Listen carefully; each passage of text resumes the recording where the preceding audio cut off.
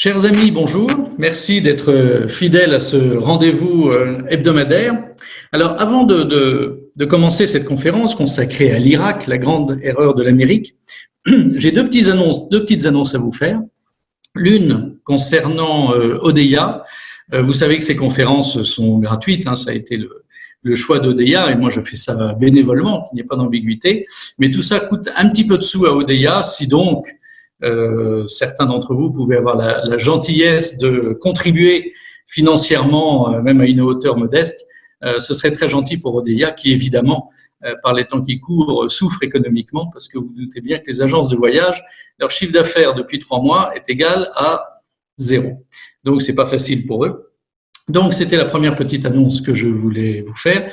Et la deuxième qui me concerne, sachez, pour ceux qui sont membres de clubs, d'associations, que je donne des conférences régulièrement dans toute la France et que je me déplace volontiers, à mes frais, là où on m'invite. Donc n'hésitez pas, si vous pensez que ça puisse intéresser les gens que vous côtoyez dans les associations, clubs, paroisses ou autres, que vous pouvez fréquenter. Voilà. Alors, aujourd'hui, donc, nous allons parler de l'Irak. L'Irak est la grande erreur de l'Amérique. Pourquoi la grande erreur de l'Amérique? Eh bien, parce que en 2003, il y a eu une invasion décidée par le président des États-Unis de l'époque, George Bush Jr. Et cette invasion, qui devait n'être qu'une formalité, a eu des conséquences absolument considérables sur le plan géopolitique. On ne s'en est pas rendu compte tout de suite, mais au fil des ans, vous savez, la géopolitique, c'est le temps long qui compte, c'est pas le temps court. Et donc, cette invasion qui a réussi dans un premier temps, puis échoué, on ne pouvait pas à l'époque mesurer à quel point elle allait modifier le tableau géopolitique du Proche-Orient, mais et finalement du monde entier. C'est le début de l'effacement de l'Amérique. Et donc, c'est un tournant géopolitique majeur. Alors, l'Irak. Qu'est-ce que l'Irak? L'Irak, c'est une très grande civilisation, très ancienne. Aujourd'hui, évidemment, il n'en reste plus grand-chose, quelques ruines, et encore celles que vous voyez là, vous pouvez les observer avec un pincement au cœur parce qu'elles n'existent quasiment plus. Elles ont été ravagées par Daesh, qui a occupé cette région. Ce sont les ruines d'Atra, qui, comme vous voyez, étaient magnifiques, et dont il ne reste à peu près rien, tant la folie destructrice de Daesh a exercé ses ravages dans tout le Proche-Orient. C'est une civilisation très ancienne. Vous voyez, là, nous sommes en moins 3000 avant Jésus-Christ. Moins 3000 avant Jésus-Christ. Vous pouvez voir la France, à l'époque, et dans l'état dans lequel elle pouvait être, c'est-à-dire qu'en fait, elle n'existait pas, il n'y avait rien. Mais lorsqu'on regarde le Proche-Orient actuel, l'Égypte, la Mésopotamie, eh bien, il y avait déjà des villes, il y avait déjà une civilisation qui était beaucoup plus avancée que la nôtre. C'est vraiment là l'aube de la civilisation. Et si on poursuit un petit peu, c'est l'invention de l'écriture. Il y a eu les hiéroglyphes en Égypte, il y a eu l'écriture cunéiforme en Mésopotamie. Vous vous rappelez sûrement de vos cours quand vous étiez petit, quand nous étions petits, on se rappelle de ça. Je ne sais plus si c'était en CM2, en 6e, en 5e. C'était d'ailleurs généralement un petit peu ennuyeux, la Mésopotamie. Mais pourtant, on a eu tort de ne pas nous y intéresser plus parce que Assur, Ninive, Byblos, Tyr, tout ça sont des villes qui ont des millénaires d'histoire.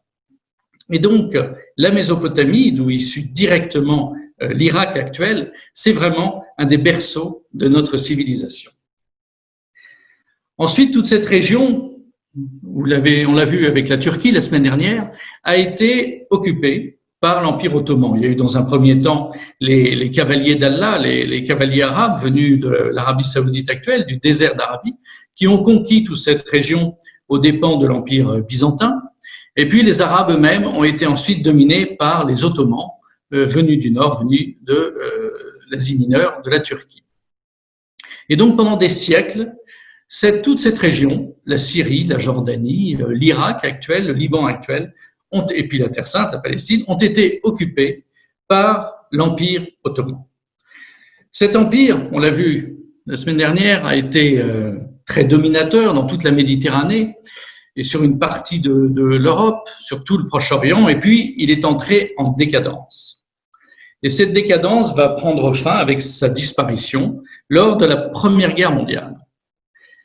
Et la Première Guerre mondiale va permettre aux Français et aux Anglais de discuter entre eux, de savoir comment on va se partager les dépouilles de l'Empire ottoman.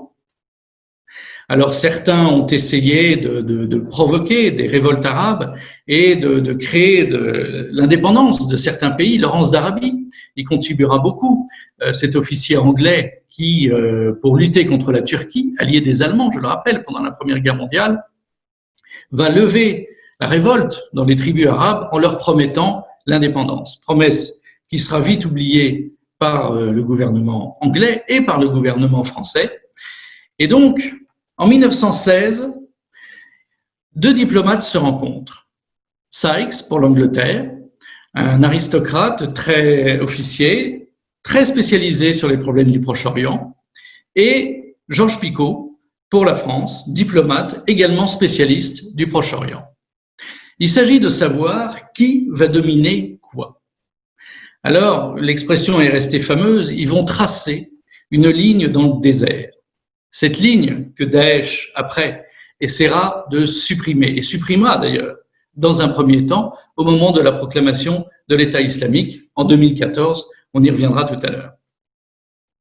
Et donc, ces discussions entre Français et Anglais, qui seront longues et compliquées, vont aboutir au fait que la France aura une influence sur la Syrie, par voie de conséquence sur le Liban, parce que le Liban, à l'époque, n'était pas identifié comme étant un pays susceptible d'avoir son indépendance, mais comme une province de la Syrie. D'ailleurs, les Syriens ont toujours beaucoup de mal à reconnaître que le Liban puisse être un pays et autre chose qu'une province syrienne. La France a eu également, vous le voyez en bleu marine, une influence sur le sud de la Turquie, et notamment cette région de la Cilicie qui comportait encore de nombreux chrétiens. Les Anglais, eux, se sont réservés l'Irak actuel et la Jordanie, ce qui deviendra la Jordanie. La Terre Sainte que vous voyez à gauche, en jaune, la Palestine, est devenue une zone internationale parce que les Français et les Anglais n'ont jamais pu se mettre d'accord pour savoir qui allait avoir un mandat sur la Palestine. Et c'est pour ça d'ailleurs qu'à cette époque, il y a eu la fameuse déclaration Balfour de cet Anglais qui, pour contourner la difficulté créée par l'obstination française à ne pas se laisser faire par les Anglais, eh bien, il a proclamé la nécessité de créer un État juif où tous les Israélites du monde entier pourront se regrouper. Ils espéraient ainsi dominer cet État israélite auquel cet État devrait sa naissance, évincer les Français et continuer à dominer la région. La suite de l'histoire a prouvé que les choses ont été un peu plus compliquées que ça pour les Anglais. En attendant, ces accords Sykes-Picot de 1916 vont ensuite être entérinés, d'abord en 1918, dans les discussions extrêmement dures qu'il y aura entre l'Angleterre et la France, représentées par Clémenceau, et ensuite par la Société des Nations qui donnera mandat à la France et mandat à l'Angleterre pour exercer leur domination sur ces pays. Alors maintenant, on va aller plus spécifiquement sur l'Irak. Et quand on pense à l'Irak, on pense évidemment à Saddam Hussein. Alors Saddam Hussein, je ne l'ai pas représenté en militaire, bien qu'on le voit souvent en militaire, mais en costume-cravate. Pourquoi? Parce qu'à l'origine, Saddam Hussein, contrairement à la famille Assad, par exemple, en Syrie, ce n'est pas par un coup d'État militaire qu'il est arrivé au pouvoir. C'est par un parti politique. C'est important d'avoir ça en tête. C'est-à-dire que dans les années 30, 40, 50, il y a eu tout un mouvement intellectuel d'Arabes comportant aussi bien des chrétiens que des musulmans qui voulaient l'émancipation des pays arabes. On a appelé ça le panarabisme. Donc, ils voulaient se débarrasser des puissances coloniales. Il y a notamment un chrétien très célèbre qui s'appelait Michel Aflaq qui a beaucoup développé cette théorie. Et ils ont créé un parti qui s'est appelé le parti Baas. B2AS. Et ce parti Baas, dont Saddam Hussein était un dirigeant, a permis à Saddam d'arriver au pouvoir et de devenir président de la République d'Irak en 1979. Un de ses premiers actes, ça va être, on l'a vu un petit peu au moment de la conférence sur l'Iran, de déclarer la guerre à l'Iran. Il a décidé d'attaquer l'Iran, mais il ne l'a pas décidé tout seul. Il l'a décidé encouragé par les puissances occidentales, car, on l'a vu, la révolution islamiste de 1979 avec l'ayatollah Khomeini que nous avions chaleureusement accueilli chez nous, à Naufle-le-Château, eh bien, cette révolution islamique avait fini par inquiéter les pays occidentaux, se demandant si, en lâchant le Shah d'Iran, il n'avait pas commis une erreur majeure, et cet État islamiste, dirigé par l'ayatollah Khomeini, ne leur disait rien qui vaille. Qui plus est, il y avait beaucoup de pétrole, il y a toujours beaucoup de pétrole en Iran, et laisser de telles richesses d'hydrocarbures aux mains d'islamistes incontrôlables, ça inquiétait beaucoup les pays occidentaux. Ils n'avaient qu'à s'en prendre qu'à eux-mêmes, entre parenthèses, mais bon, le mal était fait. L'ayatollah Khomeini était au pouvoir, et d'ailleurs ses amis enturbanés lui ont succédé, et le régime, quoi qu'en disent les Américains ou d'autres observateurs occidentaux, de mon point de vue, n'est pas prêt de tomber. Donc, pourquoi ne pas provoquer une guerre et demander à l'Irak de faire un effort et d'envahir l'Iran en échange d'aide occidentale, de débouchés pour son pétrole, de partage des richesses avec des Occidentaux, et une aide occidentale majeure, importante. Et Saddam Hussein s'est laissé prendre à ces sirènes. Il avait aussi sous-estimé l'armée iranienne. Il pensait qu'après l'épuration terrible dont elle avait fait l'objet, puisque des milliers d'officiers de l'armée du Shah d'Iran avaient été éliminés, et donc il pensait ne faire qu'une bouchée de l'Iran et envahir une partie de ce pays et donc faire une extension territoriale. En réalité, il a été bloqué assez vite parce que, comme les Occidentaux, il avait sous-estimé une chose, c'est que l'Iranien est terriblement nationaliste et que même s'il n'est pas chiite fondamentaliste, il est chiite en général, mais même s'il n'est pas fondamentaliste et même s'il n'aime pas les ayatollahs qui le dirigent et qui obligent sa femme à porter un voile dans la rue, eh bien, il ne va jamais accepter que les Irakiens envahissent son pays. On va régler notre linge sale en famille, mais ce ne sont pas des Irakiens qui vont nous expliquer ce que nous devons faire. Et donc, les Iraniens se sont battus farouchement. Il est vrai aussi avec des méthodes d'enrôlement de jeunes gens qui ont été envoyés à la mort d'une façon parfaitement cynique. Mais globalement, les fronts ont tenu, et d'ailleurs le front irakien aussi a tenu. Donc, cette invasion a échoué, et pendant 8 ans, l'Irak de Saddam Hussein s'est usé à essayer d'envahir l'Iran pour rien. Alors, lorsque la guerre se termine, Saddam Hussein se rend compte d'une chose, c'est que cette guerre, qui lui a coûté des centaines de milliers de morts, et beaucoup d'argent, même s'il y avait la manne occidentale en argent et en armement, eh bien, cette guerre, finalement, n'a servi à rien. Alors, il a voulu se payer. Il a voulu se payer, non pas sur la bête iranienne, puisqu'elle était intacte, mais sur le Koweït. Prudent, Saddam Hussein en parle quand même à l'ambassadeur américain.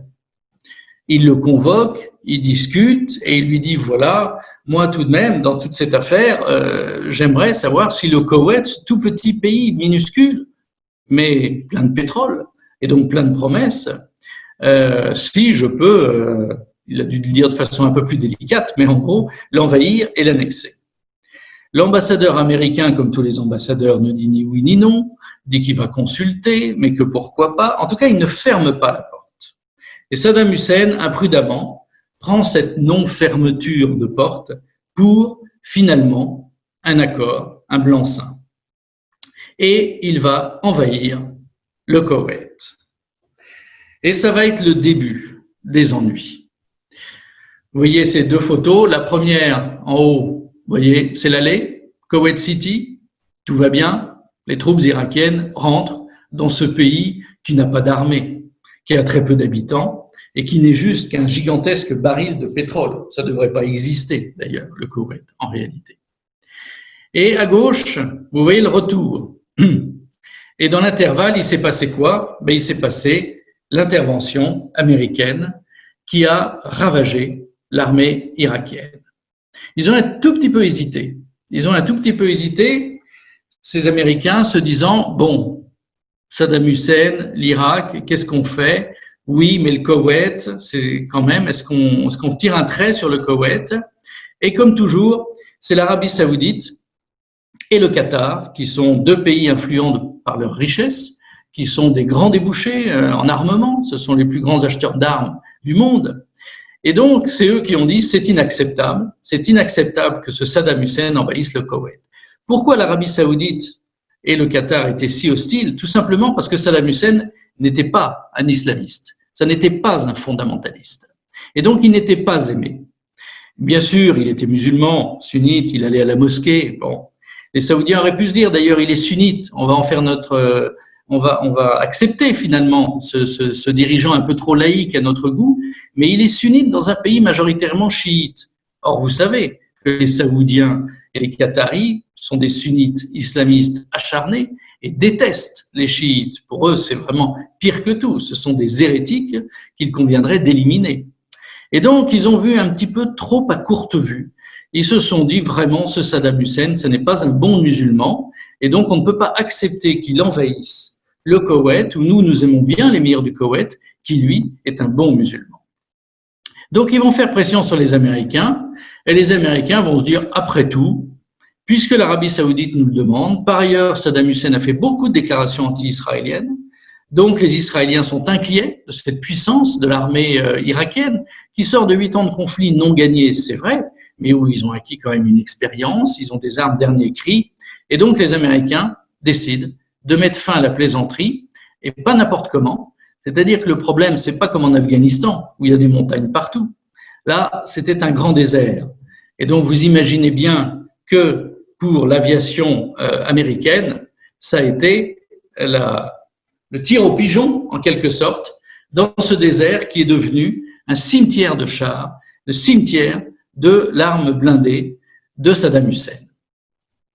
Alors, après, les Américains sont allés un petit peu plus loin, ils ont bombardé l'Irak, ils l'ont bourré de sanctions, mais c'était George Bush père, donc président des États-Unis de 89 à 93. Une autre raison pour laquelle il avait lancé cette offensive, c'est qu'il était encore dans le vieux monde, dans les raisonnements du vieux monde, comme on dit, on aime beaucoup aujourd'hui cette expression-là. Mais il n'avait pas compris que le peuple américain avait changé.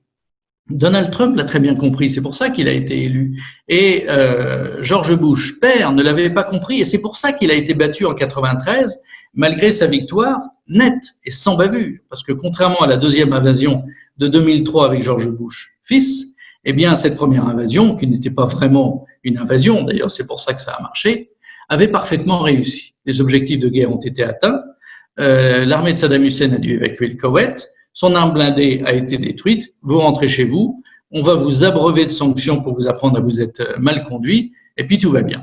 Et George Bush était persuadé qu'avec cette opération militaire, avec cette victoire facile, sous couvert toujours de droits de l'homme, là, il est vrai en l'occurrence que l'invasion du Koweït était une violation flagrante d'un pays voisin, et donc, sous couvert de protection d'un pays, somme toute, allié des Occidentaux, ce qu'était le Koweït, George Bush s'était dit, ça va aider à ma réélection. Erreur fatale. Il n'avait pas compris une chose, c'est que les Américains, ces conflits très lointains, depuis le Vietnam, le premier vrai tournant, c'est le Vietnam qui avait été un traumatisme immense, parce que là, des dizaines de milliers d'Américains sont morts au Vietnam, ce qui n'est pas du tout le cas, évidemment, en Irak. C'est pour ça qu'après le Vietnam, ils étaient passés à ce concept de guerre à zéro mort. Donc on bombarde, et le moins possible de fantassins au sol. Comme ça, on a très peu de morts, comme ça, l'opinion américaine est contente. Oui, tout ça peut marcher, simplement, le petit fermier blanc du Middle West, j'aime bien cette expression parce qu'elle représente le socle de l'électorat de Donald Trump. Eh bien, lui, il en a rien à faire. Déjà, le Vietnam, ça l'intéressait pas. Mais enfin, bon, il y avait le communisme, l'Union soviétique, ça l'inquiétait un peu. Et puis, les communistes, ils aimaient pas ça. Donc, ils pouvaient à la rigueur comprendre, même si ça s'est très mal passé. Mais au-delà de ça, une fois que le communisme est mort, mais qu'est-ce qu'on a besoin de faire, d'aller là-bas? Pourquoi va-t-on là-bas? Pourquoi provoque-t-on des guerres dans des pays dont on ne connaît même pas le nom, dont on ne sait pas où ils sont? Ça coûte un argent fou et en attendant, les usines américaines, comme en Europe, ont des difficultés, ont tendance à fermer et tout est rapatrié en Chine pour être fabriqué à bas coût. Et donc, c'est pour ça que George Bush n'a pas du tout tiré les marrons du feu de son élection et il a été battu. Alors, pendant un certain temps, le régime de Saddam Hussein va essayer de se maintenir. On sort beaucoup de Tarek Aziz. Tarek Aziz, c'est le ministre chrétien de Saddam Hussein. Et donc, on essaye côté irakien de fléchir un petit peu les Occidentaux. C'est lui qu'on envoie pour discuter sur la fin des sanctions. Et c'est vrai que les sanctions ont été très lourdes. On n'en parle jamais, mais des milliers d'Irakiens sont morts de famine dans certains endroits parce que les sanctions étaient telles et quasiment infranchissables que beaucoup d'Irakiens sont morts faute de médicaments, faute de nourriture. C'était quand même assez discutable comme point de vue. Mais alors on sortait Tarek Aziz, on a beaucoup dit que Saddam Hussein avait beaucoup protégé les chrétiens. Il ne faut pas exagérer. Et il faut remettre les choses à leur place. Il ne les a jamais persécutés, mais il ne les a pas non plus spécialement favorisés. Et Tarek Aziz était chrétien, je ne remets pas en cause ses convictions chrétiennes, mais c'était avant tout un homme de Saddam Hussein, le bras droit de Saddam Hussein. Quand on lit les écrits d'ecclésiastiques irakiens chrétiens, ils sont très sévères pour Saddam Hussein. Ils ne l'aiment pas beaucoup. C'est pas du tout la même chose que les hommes politiques maronites libanais avec leur clergé maronite ou les Syriens ou les hommes d'église syriens avec Bachar el-Assad, où ils sont beaucoup plus sympathiques envers lui. En Irak, ça n'a jamais tout à fait été le cas.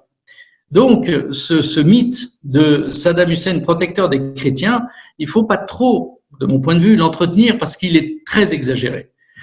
Et il y a un certain nombre d'endroits où les chrétiens étaient régulièrement humiliés, mais c'est vrai, rien à voir avec les islamistes, rien à voir avec Daesh, aucun n'était assassiné parce qu'il était chrétien. Au fond, ça n'est déjà effectivement pas si mal. Alors, malgré tout, il va y avoir un tournant. Et c'est le tournant dont je vous parlais en introduction, qui est absolument fondamental. Après les deux mandats de Bill Clinton, il y a eu George Bush fils. Et George Bush fils a décidé, comme on dit aux États-Unis, de finir le job. Il a considéré que son père, en n'envahissant pas totalement l'Irak et en laissant Saddam Hussein au pouvoir, avait commis une erreur. Et qu'il fallait finir le job, donc, et envahir l'Irak, mettre fin au régime irakien de Saddam Hussein, rétablir la démocratie en Irak, ou l'établir, parce que elle n'avait évidemment jamais existé. Tout ça avec une méconnaissance du Proche-Orient quand même assez flagrante, on va le voir tout à l'heure. Et donc, il projette, sous couvert, premièrement, de Saddam Hussein finançant le terrorisme international, et deuxièmement, d'armes de destruction massive qu'aurait possédé Saddam Hussein, George Bush Jr. prévoit d'envahir l'Irak.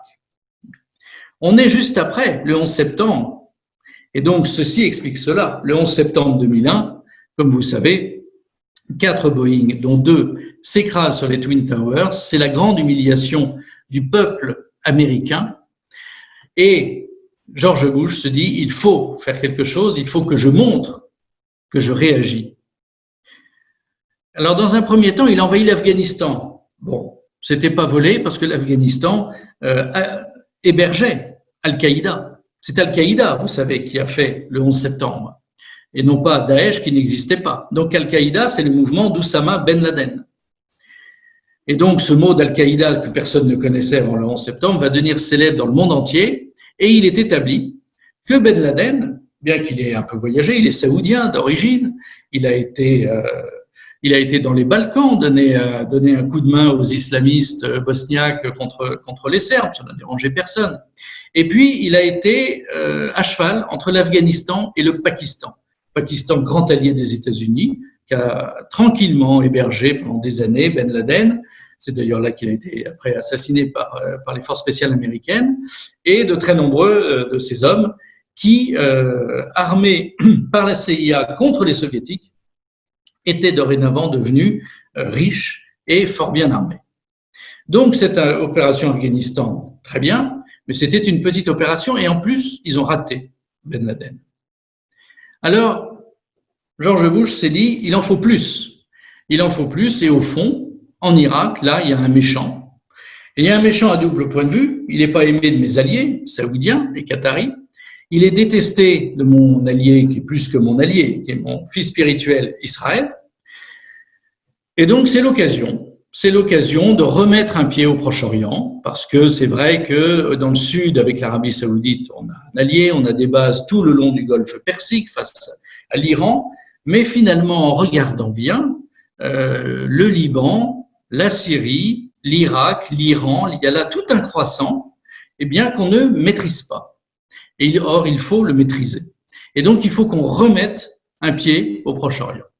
Et donc, les Américains annoncent leur intention de mettre fin au régime de Saddam Hussein, d'envahir l'Irak pour la raison terrorisme s'efface parce que tout le monde savait que l'Irak n'était absolument pour rien dans le financement du terrorisme international et encore moins pour quelque chose dans le 11 septembre. C'était plutôt du côté de l'Arabie saoudite qu'il fallait regarder. Et donc, cette raison du terrorisme ne pouvait pas marcher. En revanche, on a inventé, je dis bien inventé, cette histoire d'armes de destruction massive. Alors pour nous, Français, c'est assez intéressant à observer parce que 2003, vous voyez Dominique de Villepin, ministre des Affaires étrangères de l'époque, a fait un discours assez incroyable que je vous recommande de lire. Il est très facile à retrouver sur Internet. Il y a la fameuse phrase, et c'est ce vieux pays, la France, issu de ce vieux continent, l'Europe, qui vous le dit, Monsieur le Président. En gros, n'y allez pas, ne faites pas ça. Et c'est probablement le dernier acte d'indépendance d'une politique étrangère française. Je le dis d'autant plus volontiers que je n'ai de sympathie ni pour Jacques Chirac, ni pour Dominique de Villepin, mais là, il faut reconnaître qu'il y a eu un acte de résistance, d'autonomie, d'indépendance. On n'était pas à la remorque ni du reste de l'Europe, ni des États-Unis. Et en plus, outre le fait que le discours était brillant, parce que Dominique de Villepin a ses défauts, mais c'était loin d'être un inculte. Donc, il a fait non seulement un discours brillant, mais en plus, c'était sur le plan géostratégique très bien analysé.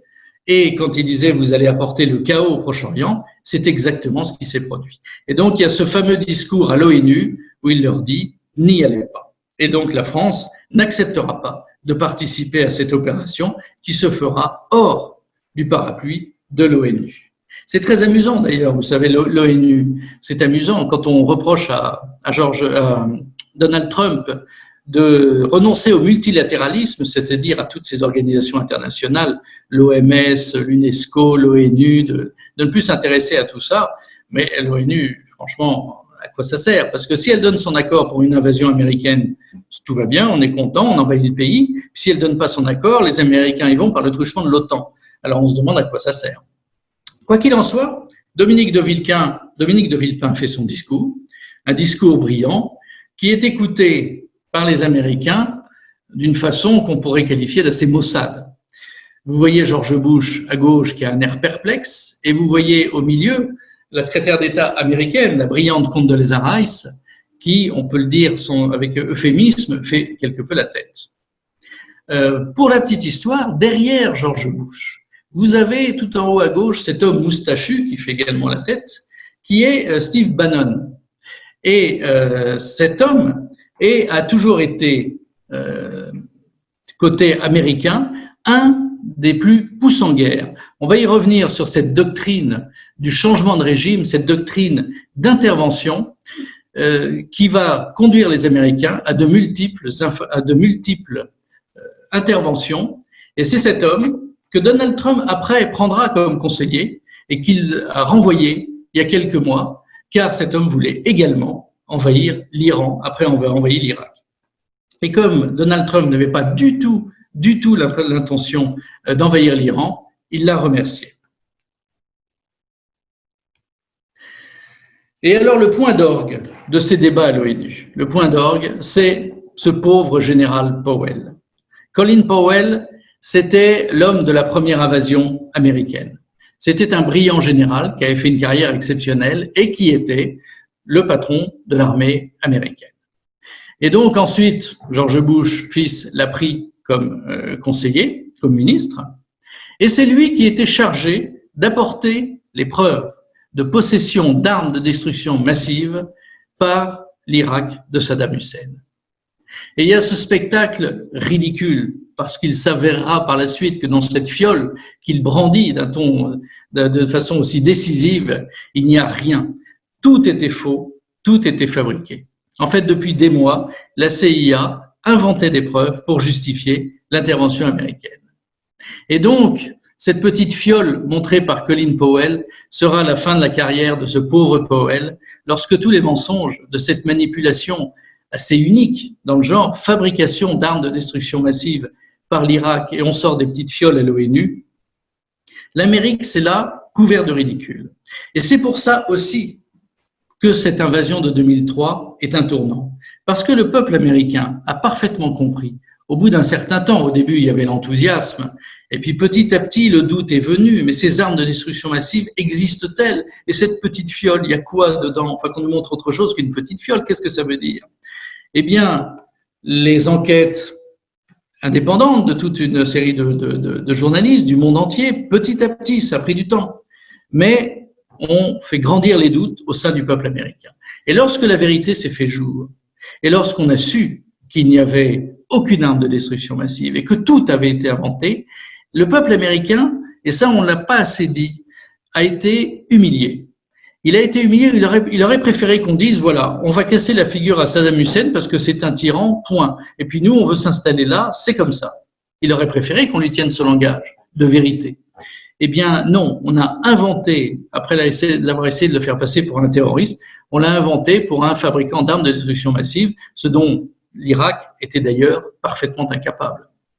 Autant l'Iran, ça pourrait être le cas, mais c'est pas le même niveau. Et donc, cette fabrication de preuves a été un tournant dans l'opinion publique américaine. Et quand Donald Trump viendra au moment de sa campagne électorale et dira toutes ces bêtises, il a employé un autre mot, il a qualifié l'invasion de l'Irak, je vais reprendre son propre terme, de la plus grande connerie américaine des 50 dernières années. Et donc, c'est une des raisons aussi pour lesquelles il a été élu, parce que c'était la conviction du peuple américain. C'était une immense erreur et, en plus, fondée sur des mensonges.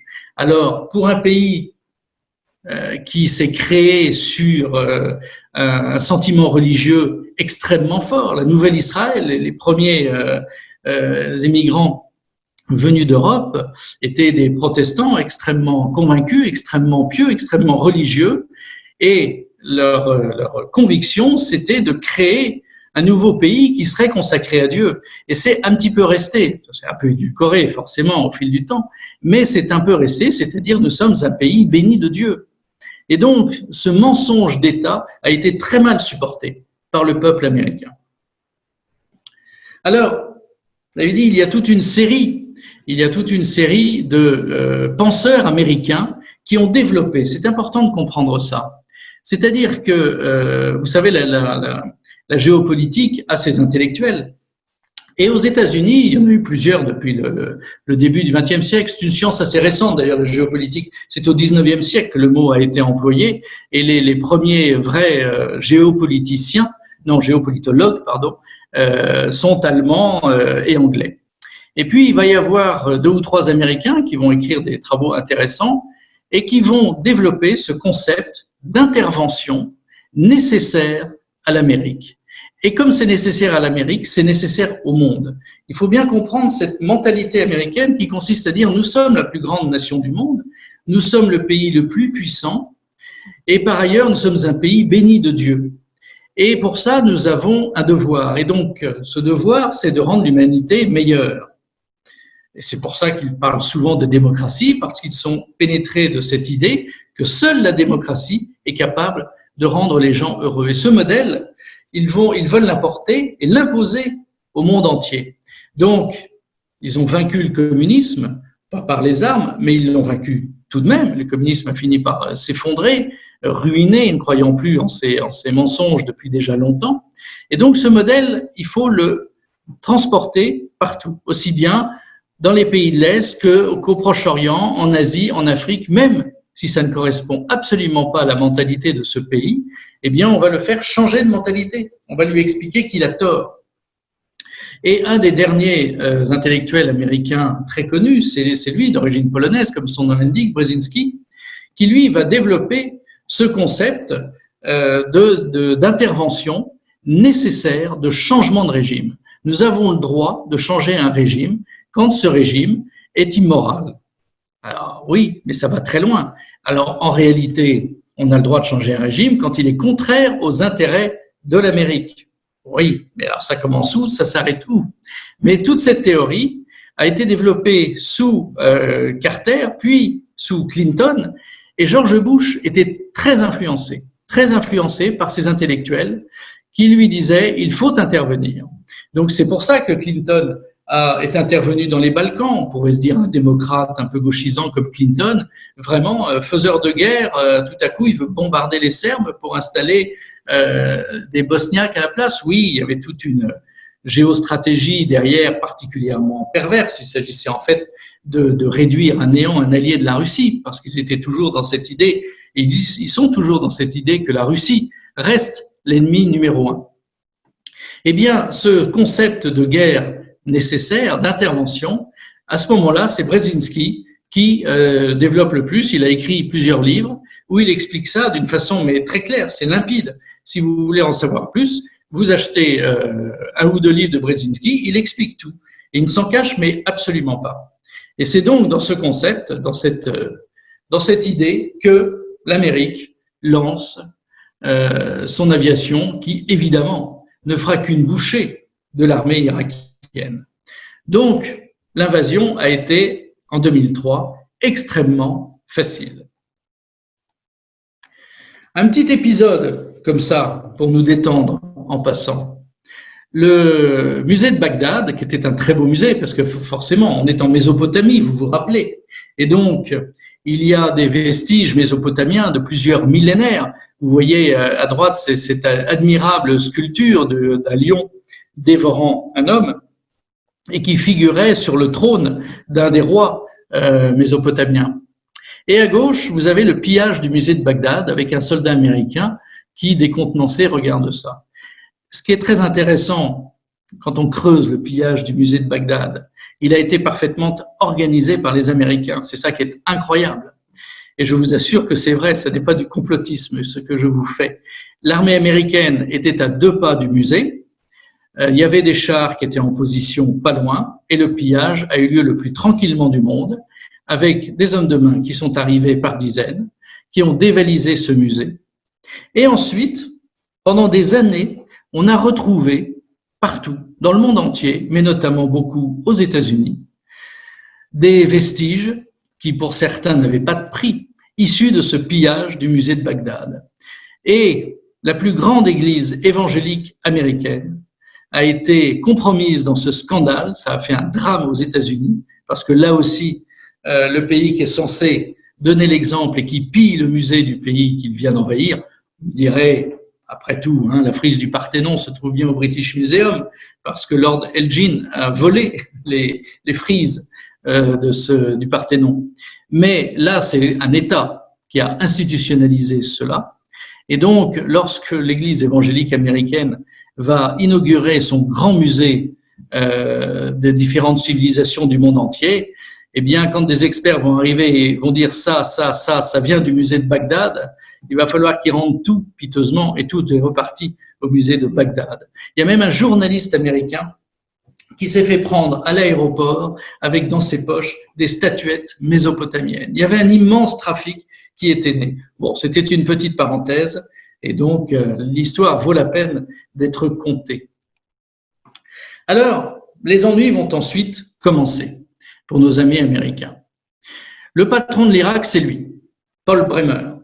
C'est lui qui est chargé, par George Bush, d'organiser l'occupation de l'Irak par les États-Unis.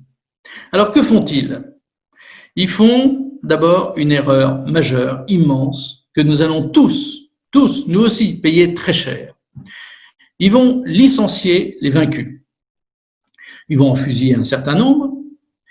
Saddam Hussein, comme vous le savez, finira lui-même par être pendu. dans des conditions quand même qui n'honorent pas les États-Unis. Et par ailleurs, tous les membres du parti Baas, le parti dont Saddam Hussein était issu, tous les cadres du parti sont licenciés, c'était des fonctionnaires finalement. Et surtout, tous les officiers, tous les sous-officiers, tous les soldats qui étaient membres du parti Baas, tous licenciés sans un sou. Et donc, ils rentrent chez eux, ils n'ont plus un centime. Terminé. Pas de travail. Ils ne sont pas prêts d'en retrouver. En plus, pour la plupart, ils sont sunnites. Parce que vous savez, l'Irak, c'est un pays chiite de par sa population. Et vous avez à peu près 70% de chiites en Irak. Eh bien, malgré ça, c'était le sunnite, Saddam Hussein, qui était au pouvoir. Donc, les Américains, dans leur souci démocratique, on va faire des élections et on va voir qui va gagner. Et donc, on en parlait lors de la première conférence sur l'introduction générale au Proche-Orient, on ne vote pas dans ces pays-là comme on vote en France ou en Occident. On va voter, nous, pour un candidat de droite, de gauche, mais là-bas, c'est pas du tout le sujet d'être de droite ou de gauche. On va voter pour un candidat chiite ou pour un candidat sunnite. C'est comme ça que ça marche. Et c'est pour ça que la démocratie appliquée à ces pays-là, c'est un peu compliqué. C'est pas dans les livres qu'on l'apprend. Et donc, évidemment, les chiites étant majoritaires, ils ont gagné les élections, la belle affaire. Donc, sont arrivés au pouvoir toute une série de chiites, un président, des ministres. Qu'ont-ils fait? Ils ont fait comme les sunnites avant, pas de changement. C'est-à-dire qu'ils ont persécuté les autres et ils se sont enrichis. En quelques mois, les Américains ont mis sur pied un régime totalement corrompu qui s'est discrédité à peu près tout de suite et qui a commencé à exercer des représailles terribles sur les sunnites, qui, il est vrai, leur en avait fait bien voir avant. Le régime de Saddam Hussein avait persécuté les chiites, bien sûr, dont il se méfiait beaucoup, forcément, ils étaient majoritaires. Il avait su aussi en amadouer certains en les corrompant. Et par ailleurs, les Kurdes au nord étaient régulièrement persécutés par Saddam Hussein, qui s'en méfiait énormément. Il ne voulait pas leur donner l'autonomie. Donc, on se retrouve avec un Irak qui a un nouveau régime chiite, avec des sunnites renvoyés chez eux, sans argent, mais étant militaires et ayant l'expérience des combats. Et alors, qu'est-ce qui se passe? Il arrive ce qui devait arriver, c'est-à-dire que ces sunnites qui ont des armes, il y a des armes absolument partout, il n'y a plus d'armée irakienne. Alors forcément, tout le monde vend les armes, tout le monde les achète. Et vous avez là le premier vrai djihadiste du Proche-Orient. Parce que Oussama Ben Laden est le premier grand djihadiste, mais lui, il a exercé ses talents essentiellement en Afghanistan. Et donc, le premier au Proche-Orient, c'est lui, Zarqawi. Zarqawi, qui sera célèbre dans le monde entier, c'est même devenu une expression, je me rappelle à l'époque, jusqu'à sa mort en 2006, fais pas ton Zarqawi, quand on disait quelqu'un exagérait ou était trop rigoriste. Et donc, ce Zarqawi, c'est un Jordanien. C'est un Jordanien qui va rejoindre l'Irak et qui va créer les premiers maquis islamistes contre l'occupation américaine. Et pour les Américains, c'est le début des ennuis. Tout s'était bien passé, et là, ils découvrent une guérilla qui n'est plus dans le désert, parce que dans le désert, c'était facile, mais là, la guérilla urbaine. Rien n'est plus compliqué que la guérilla urbaine. Et donc, les Américains, d'une promenade de santé, se retrouvent dans un bourbier dont ils n'arrivent pas à sortir. Et donc, l'opération zéro mort se finit par une opération à plusieurs milliers de morts. Et vous avez presque tous les soirs le peuple américain qui voit ces images de soldats américains tués dans les rues de Mossoul, par exemple, là où la communauté sunnite est très forte. Et donc, vous avez des quartiers entiers que l'armée américaine ne contrôle plus. Ils ne peuvent pas les raser à l'aviation, ils le font de temps en temps, mais enfin, il y a beaucoup de civils, donc ça va être une émeute générale si ça continue. Et vous avez une ville qui s'appelle Falloujah, qui devient, cette ville, le symbole de la résistance islamiste irakienne avec Zarqawi à sa tête. Ils mettront 3 ans à l'avoir, Zarqawi. Ils le tueront en 2006. Ils l'auront eu, mais ils y mettront du temps. Et dans l'intervalle, les Américains ont perdu environ 4 à 5 000 hommes tués, sans compter les milliers et les milliers de blessés. Et donc ça, c'était pas du tout prévu. Et ça va aller plus loin, ça va aller plus loin. L'histoire de l'État islamique naît de l'invasion américaine. Il faut bien être conscient de ça. Qui est Baghdadi? Eh ben, c'est un homme de Bagdad, comme son nom l'indique. C'est jamais leur vrai nom, hein. Quand on voit les noms d'islamistes, bien souvent d'ailleurs, le dernier mot, c'est le nom de la ville dont ils sont issus. Qu'est-ce qui s'est passé? Il s'est passé que lors de cette insurrection islamiste, qui a donc créé beaucoup de soucis à l'armée américaine, eh bien, les hommes qui étaient arrêtés au fur et à mesure étaient mis dans des camps. Certains, les plus durs, ont été mis dans une prison. Ceux qui avaient été pris les armes à la main en train de tirer sur des soldats américains étaient mis dans une prison où, nouveau scandale aux États-Unis qui les a beaucoup humiliés, des actes de torture de très grande violence ont été exercés. Et même pas la CIA dans ses caves habituelles pour les faire parler, non, de la vengeance pure. Et d'autres, ceux qui semblaient être les moins dangereux, illusion, ont été regroupés dans des camps. Et notamment, il y avait un grand camp qui contenait plusieurs milliers de prisonniers qui pouvaient se voir et discuter librement entre eux. Et c'est là, dans ce camp, que se fait la fusion, en quelque sorte intellectuelle, en tout cas amicale et politique, entre les islamistes purs et durs, non pas Zarqawi parce que lui est mort, mais Baghdadi, toute une série d'islamistes et d'autres qui n'avaient pas vocation à devenir islamistes, qui sont ces fameux anciens officiers de l'armée irakienne, licenciés par Paul Bremer et par l'administration américaine. Dehors, messieurs. Eh bien donc, ils ont pris les armes, petit à petit. Tout ça se passe sur une période, disons 2003-2010, grosso modo. Et donc, ils passent pour certains plusieurs années dans ce camp. Et puis un jour, il y a une amnistie et les Américains, dans un geste de réconciliation, oblige le pouvoir chiite à libérer tous ces braves gens. Et tous ces braves gens, que vont-ils faire? Eh bien, ils vont créer l'État islamique. Et l'État islamique, proclamé en 2014, va très vite connaître un succès absolument considérable. Il va s'étendre en Syrie, il va s'étendre en Irak. Et donc, la ligne dans le désert dont je vous parlais tout à l'heure, la ligne de Sykes et Picot, eh bien, vous la voyez, là, c'est la frontière entre la Syrie et l'Irak.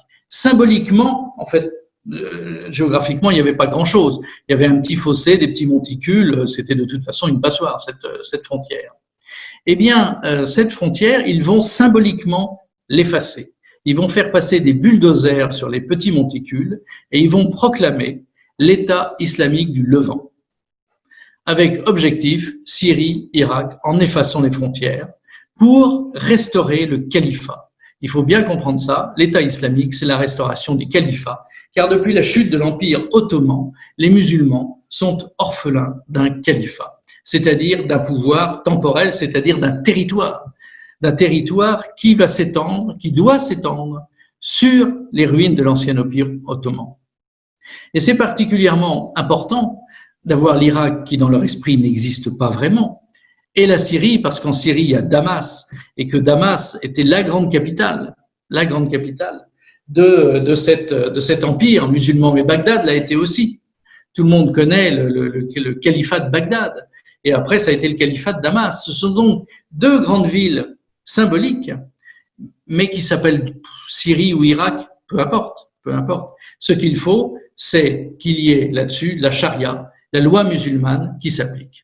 Et donc, comme vous voyez sur cette carte, le territoire possédé par l'État islamique va grandir à très grande vitesse. Alors, il y a beaucoup de désert là-dedans. Donc, la zone que vous voyez tout à fait à gauche, la grande zone urbaine en orange, c'est celle qui est toujours possédée par l'armée syrienne, même au pire moment. Et à droite, c'est pareil. Lorsque les Irakiens vont se rapprocher tout à fait à droite de Bagdad, lorsque l'État islamique va se rapprocher de Bagdad, là, l'armée américaine va intervenir pour les bombarder et les arrêter parce qu'il n'y a plus d'armée irakienne. Elle est en pleine débâcle. Et donc, cette création de l'État islamique, il faut bien voir que c'est la conséquence, mais directe. C'est même pas une des causes, une des conséquences indirectes. C'est directement la cause de l'invasion en Irak. Ce sont les licenciés, en quelque sorte, et l'insurrection islamiste qui a fait sa jonction, les anciens militaires de Saddam Hussein et les islamistes qui font leur jonction pour créer l'État islamique. Ça ne manquera pas d'ailleurs au bout d'un moment de créer quelques petits problèmes entre eux, parce que certains officiers de l'armée irakienne étaient considérés par les vrais et purs islamistes style Baghdadi comme un peu tièdes sur le plan religieux. Ils trouvaient qu'ils n'égorgeaient, ils ne crucifiaient pas assez. Mais globalement, l'apport militaire des uns et la conviction idéologique des autres va faire des ravages. Et alors, tandis que la Russie va s'occuper de la Syrie, eh bien, les Américains vont s'occuper de l'Irak. Et il va falloir reprendre Mossoul. Alors, Mossoul, c'était une belle ville. Voilà ce qu'elle est devenue. C'est-à-dire que c'est la guérilla urbaine, c'est très difficile. Alors, il y a deux choses. Soit on reprend maison par maison, rue par rue, et on a des milliers de morts. Soit on applique la méthode américaine, on bombarde, on rase, et à ce moment-là, il y a des milliers de morts, mais de l'autre côté. Le problème, c'est que dans l'affaire, évidemment, beaucoup de civils de Mossoul sont morts, et cette ville est aujourd'hui ce que vous voyez là, alors que c'était une très très belle ville, très ancienne, avec des monuments magnifiques, de très vieilles églises. Il y avait de très vieilles mosquées aussi, mais vous m'autoriserez à être plus sensible au drame des vieilles églises chrétiennes qui ont disparu, et la communauté chrétienne de Mossoul s'est retrouvée non seulement avec ces églises détruites, mais également ces maisons détruites. Et eux qui avaient déjà tant souffert, dont beaucoup avaient été égorgés par Daesh, et vous savez aussi le rôle affreux qu'a Daesh dans l'exploitation sexuelle, l'esclavage sexuel dans lequel sont réduites les femmes. On parle toujours des yézidis à juste titre, mais les chrétiennes aussi. Les chrétiennes aussi ont payé un tribut extrêmement lourd, extrêmement lourd. Et il y a une étude médicale intéressante qui a été faite. On n'en parle jamais, et c'est bien dommage. Dans les camps de réfugiés en Jordanie, vous avez des milliers de chrétiens qui se sont réfugiés là, parce que la Jordanie, le souverain jordanien a toujours été extrêmement accueillant pour les chrétiens. Et dans ces camps, vous avez un taux de suicide des femmes très important, et vous avez, et c'est peut-être plus surprenant encore, un taux de cancer extrêmement important. Les chocs psychologiques ont été tels que vous avez beaucoup de chrétiens qui ont développé des tumeurs, pour certains à 40 ans, 50 ans, et vous en avez des centaines et des centaines dans les camps qui sont morts, soit par suicide, soit par cancer, tant le traumatisme de l'Irak a été considérable. En fait, la communauté chrétienne d'Irak, je suis désolé d'être pessimiste, autant en Syrie, il reste quelque chose, autant au Liban, il reste beaucoup de choses. La communauté chrétienne d'Irak a été détruite. Je regardais, je lisais l'autre jour un reportage d'un prêtre irakien qui racontait la vie des chrétiens à Mossoul. Il n'en reste plus qu'une poignée, alors qu'avant ils étaient plusieurs milliers. Et la poignée qui reste est très amère, évidemment. Ils disent, bon, le clergé nous demande de rester, on va faire un effort, on ne va pas faire comme les autres, partir en Australie, au Canada, parce qu'on sait qu'après nous, il n'y aura plus jamais de chrétiens en Irak, mais tout de même, c'est dur. Et puis, ils voient leurs voisins musulmans, et c'est fini, la confiance est tombée. Parce qu'ils disent, comment faire confiance à mon voisin qui m'a dénoncé à Daesh comme chrétien? Et donc, c'est très difficile, c'est-à-dire que leurs voisins avec qui ils pensaient être liés, les ont trahis dès que Daesh est arrivé, alors peut-être par peur, mais pas seulement, certains aussi par idéologie, puisqu'ils se disent au fond les chrétiens n'ont plus rien à faire sur cette terre. Et donc, cette invasion de 2003, avec son cortège de combats, ça a été aussi rue par rue à la fin, parce que les Irakiens, figurez-vous, ont protesté auprès des Américains en disant maintenant ça suffit, vous n'allez pas raser toute la ville, eh bien nous, on va la reprendre et on va combattre les islamistes. Et vous avez donc des milices irakiennes composées de chiites qui se sont battus, aidés aussi par des hommes des services secrets de plusieurs services occidentaux et armés par eux, et qui ont fini de reprendre rue par rue Mossoul pour mettre fin à l'occupation de l'État islamique. L'État islamique n'a pas seulement réduit en esclavage sexuel les femmes, il n'a pas simplement égorgé et crucifié tout ce qu'il pouvait, il a aussi détruit l'art, parce que l'art, par définition, c'est l'intelligence, et Daesh est un ennemi de l'intelligence. Plus sérieusement, c'est parce que c'est avant Mahomet. Et que, puisque c'est avant Mahomet, ça n'a aucun intérêt. Alors ça va assez loin, parce que Mahomet meurt en 632. Alors là, vous vous rendez compte, si on les met dans le Colisée à Rome, il y a plus de Colisée. Ça devient très, très compliqué. Donc, ces images prises également en Irak au moment de la brève et terrible occupation irakienne de l'Irak par Daesh. Alors tout ça, c'est une tragédie. Pourquoi vous ai-je dit que c'était un tournant au-delà de la tragédie? C'est un tournant parce que c'est le début non pas du déclin américain, parce qu'il avait déjà commencé. Il faut toujours être dans le temps long. Aujourd'hui, l'Amérique est encore la première puissance du monde. Je pense que ça ne durera pas et que, au fil des ans, la Chine va lui damer le pion. Elle restera une grande puissance, mais il y a tout de même un déclin. Mais au-delà de ce déclin, il y a surtout un changement de mentalité. C'est-à-dire que les Américains ne veulent plus être les gendarmes du monde. Vous connaissez cette expression. Pendant longtemps, on dit c'est nous, c'est notre devoir. Le Rudyard Kipling, vous savez, quand il voulait défendre la colonisation dans les années 1900, parlait du fardeau, le fardeau de l'homme blanc. Il disait c'est notre fardeau parce que c'est notre devoir d'aller civiliser les populations noires d'Afrique. Eh bien, idée extrêmement discutable sur le fond, évangéliser, peut-être civiliser, je sais, on n'a pas toujours civilisé en réalité. Et on n'a pas apporté que du bien, mais pas que du mal non plus. Je ne veux surtout pas tomber dans le sanglot de l'homme blanc. Je pense que la colonisation a eu ses vertus, mais les ministres de la Troisième République qui envoyaient l'armée à certains endroits avaient des vues purement mercantiles, on le sait bien, et pas seulement du fardeau de l'homme blanc pour civiliser et évangéliser, on le sait bien. En tout cas, ce rôle de gendarme du monde qu'a eu l'Amérique, elle ne veut plus l'avoir. Et c'est ça le tournant fondamental, parce que elle doutait déjà. Mais finalement, l'Afghanistan, après tout, ça permettait de lutter contre l'Union soviétique. Bien, évidemment, il y a eu le 11 septembre 2001 qui a été un choc psychologique, même si militairement ça n'a pas de conséquences, mais qui a été un choc psychologique. L'Amérique doutait un petit peu, et c'est l'Irak qui va la faire basculer dans le refus de ce rôle, en disant mais pourquoi fait-on tout ça? En fait, le monde entier nous déteste. Et puis qu'est-ce qu'on a fait en Irak? Ça a servi à quoi tout ça? Finalement, à peu près à rien, si ce n'est à mettre le chaos. Et alors, on peut se poser la question, pourquoi finalement? Pourquoi George Bush a-t-il vraiment voulu envahir l'Irak avec tout ce que ça pouvait comporter comme risque, et puis surtout contre la vie de plusieurs de ses alliés, à commencer par la France? En plus, il savait très bien qu'il inventait cette histoire d'armes de destruction massive. Alors, comme toujours, il y a plusieurs raisons. Vous savez, quand on est étudiant, on apprend les causes de la Première Guerre mondiale, les causes de la Deuxième Guerre mondiale. On ne dit jamais la cause, il y en a toujours plusieurs. Donc, il y en a forcément plusieurs pour l'Irak. Alors, on a avancé le pétrole. L'Irak a beaucoup de pétrole, ils veulent mettre la main sur le pétrole. Oui, tant mieux si l'Irak a du pétrole pour l'envahisseur, mais on n'envahit pas l'Irak, on ne monte pas toute cette opération pour le pétrole, sachant que de toute façon, l'Arabie Saoudite est là pour le pétrole, le Qatar est là pour le gaz, ce sont des alliés fidèles, et puis eux, de toute façon, s'ils bougent, ils vont se prendre l'aviation américaine sur eux, et donc il n'y aura pas de problème. Donc, il n'y a pas de véritable problème d'approvisionnement en pétrole. Bon, c'est bien de contrôler le pétrole irakien, mais ça ne suffit pas.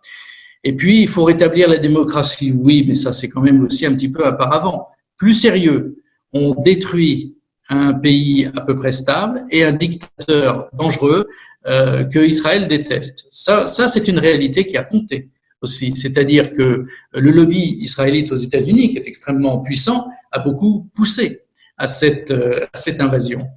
Mais il y a peut-être une raison principale qui est développée justement par Brzezinski et par tous ces géopolitologues, et on n'en parle pas assez de ça. C'est une histoire purement géopolitique, qui consiste, il faudrait une conférence spéciale, on aura peut-être l'occasion l'année prochaine d'en poursuivre d'autres, et de se pencher sur la façon dont l'Amérique voit le reste du monde. Ce qu'il faut, c'est contrôler le monde. Et cette idée, qui prévaut moins aujourd'hui avec Donald Trump, mais qui prévalait à l'époque de George Bush. Cette idée passe notamment par le Proche-Orient et par l'Europe. Pourquoi? Parce que l'Afrique, c'est un enjeu secondaire dans cette doctrine géopolitique. L'Amérique est parfaitement sous contrôle. Quelquefois, il y a des petits ratés comme au Venezuela actuellement, mais globalement, l'Amérique est sous contrôle. Ce qui n'est pas sous contrôle et ce qui ne sera jamais sous contrôle, c'est la Russie et la Chine. Et ça, c'est embêtant parce que la Russie, ce plateau que les géopolitologues appellent le Heartland, c'est-à-dire le pays au cœur, qui est immense, plus grand pays du monde, qui est à la fois sur l'Europe et sur l'Asie, a une position géostratégique supérieure aux autres, y compris supérieure à l'Amérique, qui pourtant a une grande fenêtre sur l'Atlantique, une grande fenêtre sur le Pacifique, ça n'est pas rien. Mais cet immense plateau qui est à la fois en Europe et à la fois en Asie, si en plus il s'allie avec la Chine, et si tout au moins il n'est pas ennemi avec la Chine, et pour peu qu'il devienne ami avec l'Inde, c'est un gros problème parce que ça fait une immense partie du monde qui n'est plus sous contrôle. Donc, comme ce risque est réel, on ne contrôle plus la Chine depuis 1900. L'Inde, c'est terminé depuis l'indépendance, et ça c'est terminé à tout jamais depuis 1947.